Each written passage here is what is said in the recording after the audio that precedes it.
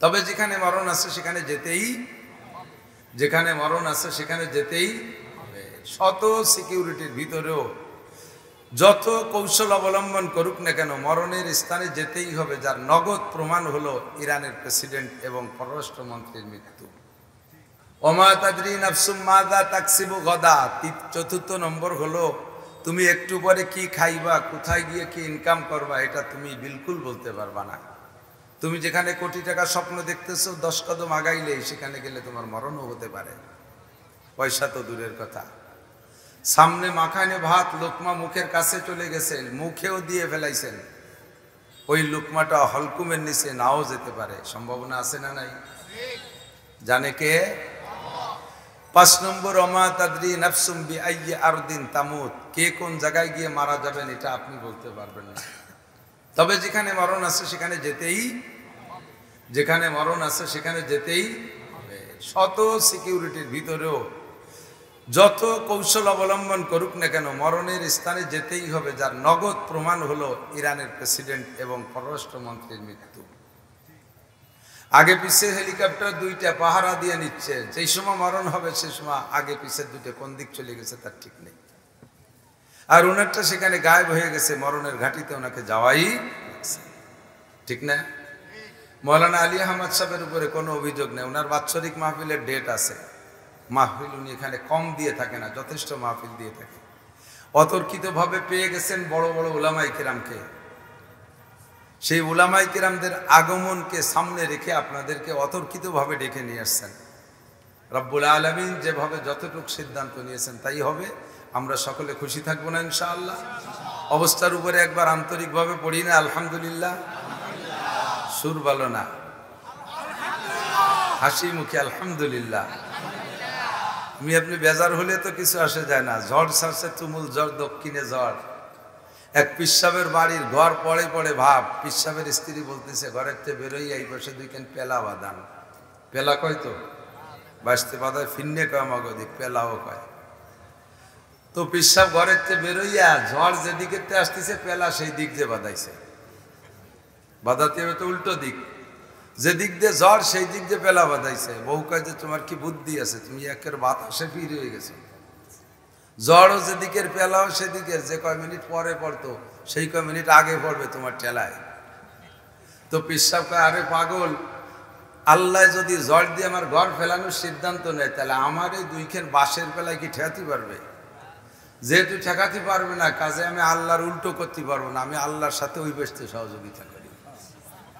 আল্লাহ যেদিকে আমিও সেই দিকে পেলা ওই বাসাই বাঁধাবো।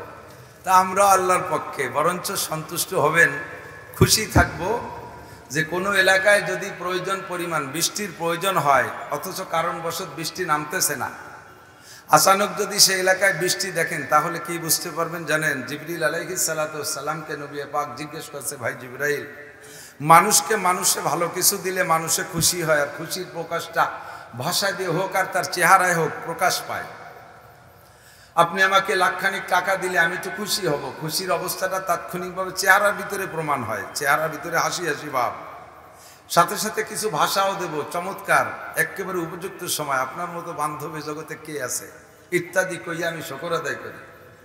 তো আল্লাহ তাআলা যদি মানুষের কোনো আমলের পর খুশি হয়ে যায় তাহলে আল্লাহ তাআলা প্রকাশ করেন কি দিয়ে?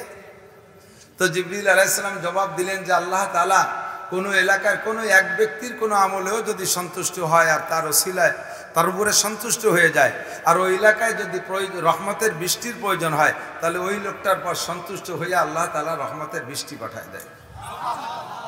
কয়েকদিন যাবৎ প্রচণ্ড গরম, আজকেও কি গরম, সারাদিন অসহ্যনীয় গরম।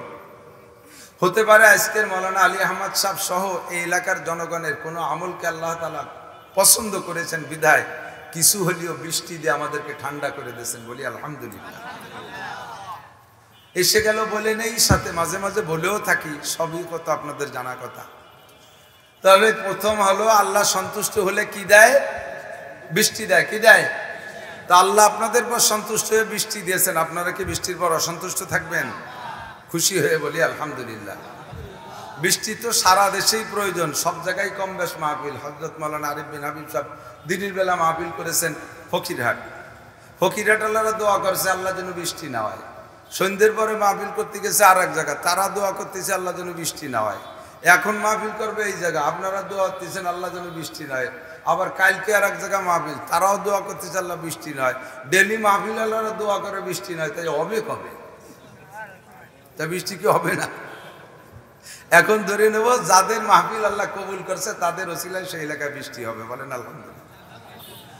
ভাই জিবরাইল আল্লাহ তাআলা যদি ওই লোকটার উপরে আরো খুশি হয় তাহলে কি প্রকাশ করে? কয় যে আল্লাহ তাআলা ওই লোকটার একটা কন্যা সন্তান দান করে। কোন সুবহানাল্লাহ। তাহলে মাইয়া কিসের লক্ষণ? আল্লাহ পাকের সন্তুষ্টির লক্ষণ, বলেন না আলহামদুলিল্লাহ। যাকে ঘর ভরে গেছে মাইয়াতে তারা তো আলহামদুলিল্লাহ বলতে রাজি না। কয় যে হুজুর কত ডুন হয়েছে আপনার মাইয়া? বেশি হয় নাই, 2 মাইয়া আলহামদুলিল্লাহ। যদি একের পর এক 6টা 7টা হইতো আর যদি কালা কালা হইতো তাহলে আর আলহামদুলিল্লাহ আসতো না, তাই নাকি? সর্বহালাতে কন্যা হওয়া আল্লাহর রহমত, আল্লাহর সন্তুষ্টির লক্ষণ, আমরা বলি আলহামদুলিল্লাহ। ওই লোকটার পর যদি আল্লাহ তাআলা সর্বোচ্চ খুশি হয়, সর্বোচ্চ খুশি, খুব বেশি খুশি হয়ে গেছে, তাহলে কি করে? আল্লাহ তাআলা ওই লোকটার বাড়ি মেহমান পাঠিয়ে দেয়। ওই লোকটার বাড়ি তো মৌলানা আলী আহমদের মাহফিলকে আল্লাহ তাআলা তার কারণে, তার মাদ্রাসার কারণে পছন্দ করেছেন, বৃষ্টি দিয়েছেন। আল্লাহ তাআলা আশা করি তাকে আরো ভালোবেসেছেন, তার একটা কন্যা সন্তানও দিয়েছে। আল্লাহ তাআলা তার উপরে সন্তুষ্ট, সর্বোচ্চ সন্তুষ্ট হয়ে গেছে। মাহফিল মাদ্রাসা মেহমানে ভরপুর হয়ে গেছে, বলেন আলহামদুলিল্লাহ। তো সিজনে যে সময় যা সে সময় তা হওয়ার নাম নিয়ামত, সে সময় তা না হওয়ার নাম গজব। এখন বৃষ্টি হওয়ার নাম নিয়ামত, এ সময় বৃষ্টি হবে, জল হবে। কাজেই যতটুকু আসছে আমরাকে নিয়ামত হিসেবে বরণ করি, বলি আলহামদুলিল্লাহ। সংক্ষিপ্ত সময় বেশি নষ্ট করব না। প্রাকৃতিক অবস্থা ভালো নাম, আকাশে ঘুমসান মেঘ, যে কোনো সময় আরও বেশি নেমে পড়তে পারে। আমি বহুবার এসেছি এবং আল্লাহ বাঁচালে আরও আসবো। আমাদেরকে পাওয়া কোনো ঘটনা না। আমরা নিকটের মানুষ, ঘর কি মুরগি ডাল বরাবর, বাড়ির মুরগি ডাল ডাল ভাব, যে কোনো সময় ধরে জবই দিয়ে গুটি মুটি খেয়ে বেলানো যায়। কিন্তু যাদেরকে পাওয়া বড় কঠিন, তার ভিতরে অন্যতম বর্তমানে আমাদের বাংলাদেশে হযরত মাওলানা মুফতি আরিফ বিন হাবিব সাহেব। আমাদের অনেক দুনিয়ার, একসময় তারা আমার মাঠের শ্রোতা ছিল। আল্লাহ তাআলা তাদের ইলমি ইস্তেদাদের বদৌলতে অনেক উপরে নিয়ে গেছে, তাদেরকে পাওয়া কঠিন। আমি নিজেই তার কাছে গিয়েছি আমার মাদ্রাসার মাহফিলের জন্য, সারা দিন পরিশ্রম করে খুঁজে পাইছি, লাস্টে আমি ডেট পাইনি। তো মাওলানা আলী আহমদ সাহেব কীভাবে সুযোগ মতো আমাদের ফকিরহাটের মাওলানা আমিরুল ইসলামের ওখানে হজ সম্মেলনে আসছে আজকে, আমিও সেখানে একটু গিয়েছিলাম, সেই সুবাদে পেয়ে গেছে। আপনারা বড় ভাগ্যবান, দেখেন কি পরিমাণ ইউটিউব চ্যানেল আসছে। এর নাম শুনলি মধু ছেড়ে দিলে মৌমাছি এমনি চলে আসে, মধু ফাঁকা জায়গায় রাখলে। এমন একটা মধু আপনারা পেয়েছেন, বলেন আলহামদুলিল্লাহ। মাদ্রাসার কবুলিয়াতের আলামত, যে মাদ্রাসায় আহলে হক উলামায়ে কেরামের আগমন বেশি বেশি ঘটে, বুঝবেন যে সেই মাদ্রাসাটা আল্লাহ তাআলা কবুল করেছেন। আল্লাহ কবুল না করলে সকল উলামায়ে কেরামকে এভাবে যে কোনো সময় পাওয়া যেত না। আল্লাহ পাক আমাদের এই জায়গা মাদ্রাসাকে কবুল করুক, প্রতিষ্ঠানকে কবুল করুক, বড় বড় আহলে হক আলেম এখান থেকে তৈরি করে বের করার তৌফিক দান করুক, সবাই বলি আমিন। আমার অল্প সময়ের ভিতরে আমি যেটা বলবো বলে ইচ্ছা করেছি, আমরা মানব জাতি, বিশেষ করে আমরা মুসলিম জাতি, আমরা কোরআনে বিশ্বাসী, কথা বলেন। কোরআনকে আমরা শ্রদ্ধা করি, আমার জীবনের চাইতেও কোরআনকে বেশি ভালোবাসি, কথা বলুন ঠিক কিনা? জীবনের চাইতেও কোরআনকে বেশি ভালোবাসি কিনা? আমার জীবনের চাইতে আল্লাহকে বেশি ভালোবাসি, আমার জীবনের চাইতে কোরআনকে বেশি ভালোবাসি, আমার নিজের জিন্দেগির চাইতে, জীবনের চাইতে আমি রসুলকে বেশি ভালোবাসি, আমার জীবনের চাইতে হাদিসকে বেশি ভালোবাসি, আমার জীবনের চাইতে একটা ফরজকে বেশি ভালোবাসি, আমার জীবনের চাইতে একটা সুন্নতকে বেশি ভালোবাসি, ঠিক কিনা? তো আমাদের মুসলমানদের আকীদা, আমাদের আদর্শের গাইড, আমাদের আদর্শের শিক্ষা সিলেবাস, মানব জাতির মানব জাতির শিক্ষা সিলেবাস হলো আল কোরআন। এই কোরআন শরীফটা এমনই কিতাব, জালিকাল কিতাবু লা রাইবা ফি, এর কোনো অংশের ভিতরে কাহারও কোনো সন্দেহ, কথা বলেন, আছে?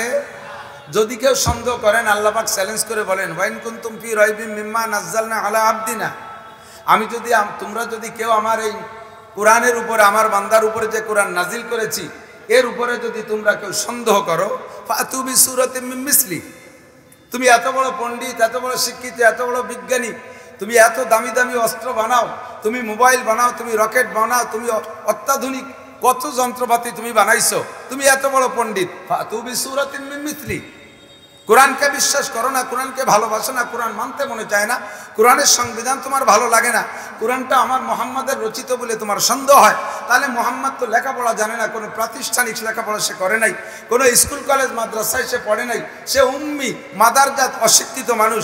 এই মানুষটা এত শক্তিশালী একটা কোরআন তোমার সামনে না পেশ করে দিয়ে সে চ্যালেঞ্জ করে দিল, তুমি এত বড় পণ্ডিত, ফাতু বিসূরাতিন মিন মিসলি, ওর মধ্যে 114টা সূরা আছে, তুমি তার ছোট্ট থেকে একটা ছোট্ট সূরার মতো সূরা বানায় দেখাও। এখনো পর্যন্ত কোরআন নাজিল হওয়া থেকে নিয়ে সারা দুনিয়ার সমস্ত কাফেরদের আন্দোলন, ইহুদিদের আন্দোলন, নাসারাদের আন্দোলন, হিন্দুদের আন্দোলন, বুদ্ধদের আন্দোলন, খ্রিস্টানদের আন্দোলন, সকলের আন্দোলন হলো মুসলিম নিধন আন্দোলন, কোরআন নিধন আন্দোলন।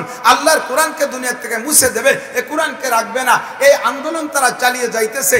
এই সারা দুনিয়ার সমস্ত পণ্ডিতরা আন্দোলনের ভিতরে ছোট্ট থেকে ছোট্ট একটা সূরা তোমরা তৈরি করে দেখাও, আজও পারে নাই, ইনশাআল্লাহ কিয়ামত পর্যন্ত পারবে। কথা বলেন, পারবে? এবং কোরআন ওয়ালাকে আল্লাহ তাআলা এমন যোগ্যতা দিয়েছেন, নবী পাক বলেন উতিতু ইলমাল আউয়ালিন ওয়াল আখিরিন, আল্লাহ তাআলা আমাকে আগেও পিছের সমস্ত ইলম দান করেছেন। বলেন সুবহানাল্লাহ।